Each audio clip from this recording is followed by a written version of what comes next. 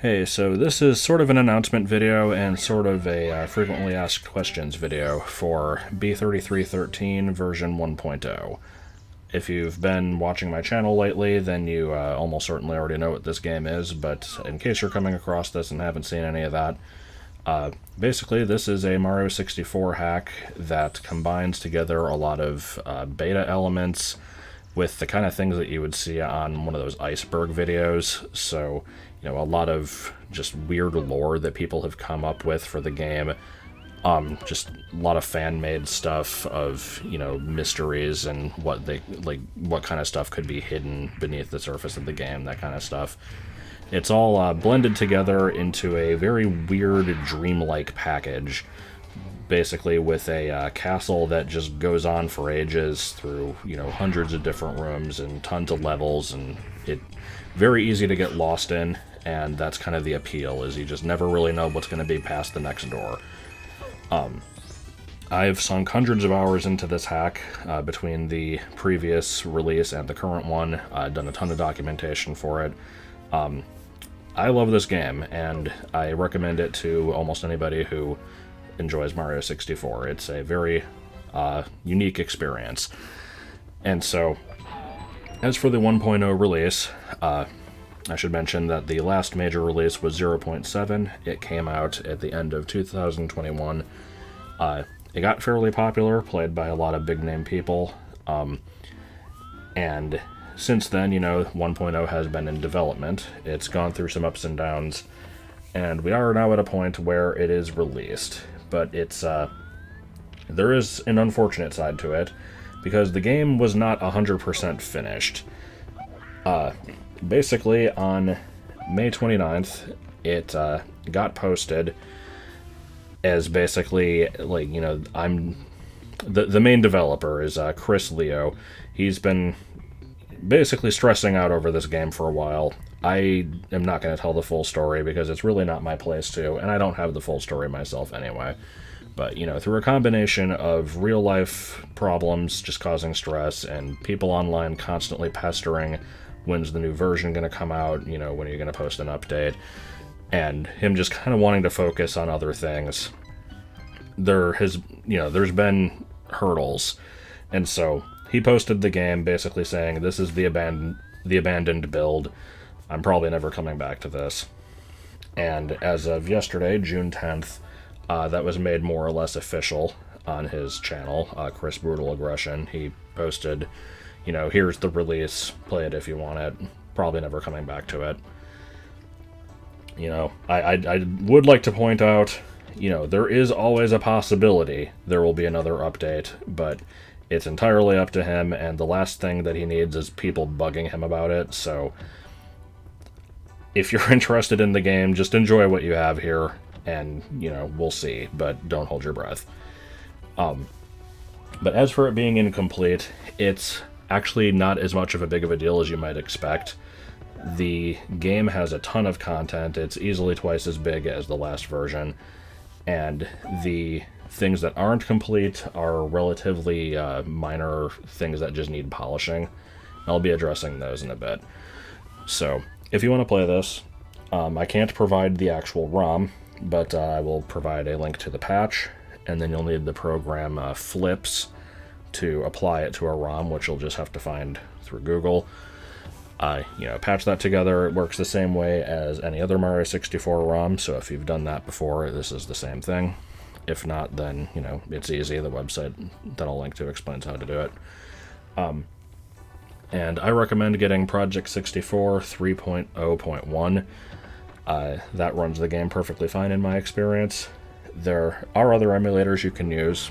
I don't have a list of them, and it's not all of them, because some emulators will not run games over 64 megabytes, which this one is, and you also need one that is capable of accessing a real-time clock, which was a feature only ever in Animal Forest, and so a lot of emulators don't support it. So, if you want to try a different one, go for it. I just can't guarantee it'll work. But if you get Project 64, then if you try to launch the game, you're probably just going to get a black screen. And so what you'll want to do then is go into Options, Configuration, go down to where the game is listed, and there's a couple settings you need to change. You want to change the memory to 8 megabytes, and the VI refresh rate to 1500. That second one basically controls the speed that the game runs at. If you leave it at the default, it's going to run way too fast, and it'll be, not a good experience. So, change those, reload the game, and you should be good to go. So yeah, now that that's out of the way, I would like to use the rest of the video to just kind of answer some common questions about the game. It's always possible I'll have more information later on that contradicts this slightly, but this is what I've got for now. So first of all, how many stars are there in the game? And that is a very complicated question to ask. By my count, which is a little weird because there's some things in here that are probably not distinct stars, and also there's endgame areas that I haven't seen and haven't counted yet, but my count is 399, so there's a ton of stars in this game. However, you will not be able to get that many on your total in game. The highest total that I'm aware of right now is somewhere around 165. It's potentially a little higher than that, but I don't have an exact count because more than half of the stars in the game are duplicates, and that is the biggest thing that relates to the game being unfinished. Assigning all of them unique star IDs was going to be essentially one of the last things done to the game, and that was not done. And so, from what I've seen, for some people this is a deal breaker. I would like to insist that it really shouldn't be. And here's the thing, I've also seen people claim the opposite, that this is a good thing. It adds to the beta-like quality of the game where, you're basically just running into places that, have these duplicate stars, and it's, you've never been here before, but it looks like you've already collected the star. It's kind of weird. I don't really go that far either. I think my position is sort of in between. I don't think it's a big deal. In certain areas, if you go through a lot of trouble collecting all the red coins and stuff, and you get a duplicate, it can be a little disappointing. But this is really not a game where you want to worry about the max star count that much. The game really is just more about exploring and just constantly finding new stuff, and you collect stars as you go because it's something to do. And if you want to try to collect all of them, then obviously go for it. But it's not really the main objective, honestly. It's difficult to say what the main objective is. In my opinion, it's just, wander around and find cool stuff. Some people want more than that, and we'll get to that in a second. So, how many levels are there? Also, sort of a difficult question, because what counts as a level? My count is not 100% accurate, and it doesn't include the endgame stuff, but I would say, by my count, there's 296 maps in the game. It's more than that, because I'm not counting some of the boss arenas and, interior sections as unique maps from the areas you access them from, but, so yeah, basically around 300 maps. And I would say about a third of those are castle areas, so places that you kind of just freely move between, and, doors leading to other castle areas, and entrances to levels, but not the levels themselves. So we're looking at around 200 levels, and most of those, are going to have at least 1 star. There are a few of them that are more of just, it's a weird thing you find. You pop in, and, either something spooky happens, or it's just, an unusual place to explore a bit and then leave. So I would say, at least 150 levels, but, quite a bit more than that. So, lots of stuff to find. Now, is there an ending to the game? Yes and no. So here's the deal with the ending. And this is actually going to tie into another question that I was going to address either way. So, the way that you were meant to get to the end of the game is there is a door that only opens when you have 13 red stars. There are some stars you find throughout the game that are red instead of yellow, and some of these early on are going to give, they expand your moveset a bit, like they give you the long jump and the backflip, that kind of thing. Once you've found a couple of those, the rest of them are not going to do anything. And, you know, the end goal was, once you collect all 13, or, you know, 13 out of however many there were going to be, then you can open that final door, get to the final boss and stuff. The problem is the star IDs, because they do not all have unique IDs, and it is not possible to collect 13 unique red stars. So that door will never open. That doesn't mean that there is no ending, though, because there is actually a place in the game where, through random chance, you can access the final boss, and then from there you can actually kind of backtrack a bit and access some other endgame places. I've not seen this for myself yet, but I've seen pictures of it. There's some pretty cool stuff from what I've seen, and yeah, basically it's, you know, it's a non-standard ending. Now, are you gonna, you know, get through this and get credits and the game's done and you never pick it up again? No, because just like in 0.7, in that version you beat the last Bowser, and then it just, you know, doesn't even reach credits, it just throws you back into the game unceremoniously, and that's it. This one, kind of more or less the same, except it's even more unorthodox, so, you know, if you're looking for a game to play until you get to the end and then stop, this isn't really the thing for you. It's really just keep exploring until you think you've found everything, or until you get bored. So, next thing, dealing with the polish again, are the crashes intentional? Believe it or not, most of the time, yes. What I mean by this is, you know, there's going to be places throughout the game where the game just, you know, completely locks up and you have to reset it.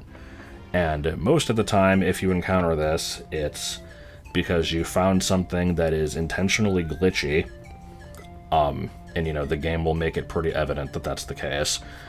Or it's, you know, something spooky, you know, something kind of pops out at you and crashes the game. Those are completely intentional.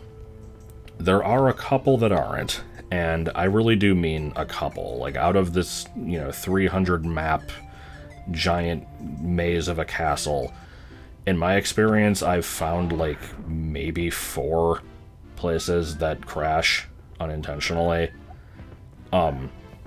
There's a particular pipe at nighttime. The vanilla lobby is sometimes a little weird. There is the door at the back of the castle at night that you can kind of get stuck behind. And, in my opinion, most notably, in one of the Bob on Battlefield variants, for some reason, a lot of the time when you start the level, if you turn the camera towards, like, the starting path and, like, take a couple steps forward, the game just crashes, and I really don't know why. You can avoid this by not turning the camera, and while jumping up to the higher section and continuing from there, as long as you don't go near that spot, you're fine. Kind of sucks that happens, but at least there is a workaround. But, yeah, other than those, the game is still, you know, pretty solid. It's really just the star IDs and the small handful of unintended crashes, and, you know, everything else basically works as intended. There aren't really places that seem unfinished. And even for the cases that are, it's like, you know, is it intentional? Yeah, probably. So, I already explained what the red stars do. What does the green star do? Because there is a green star in the game. I don't know. I don't know if it does anything. So, you tell me what the green star does. If you... If you play this and collect it, and it seems to do something that you can, you know, trace back to this thing specifically, I would love to know. But as far as I'm aware, it doesn't do anything. Not positive, though. What does the yellow switch do, though? Now, this one's a little more interesting, because there's a yellow switch. It's, you know, just like the other cap switches. And pressing this one, not a good idea. So here's the deal with this thing. I don't have a full list of everything it does.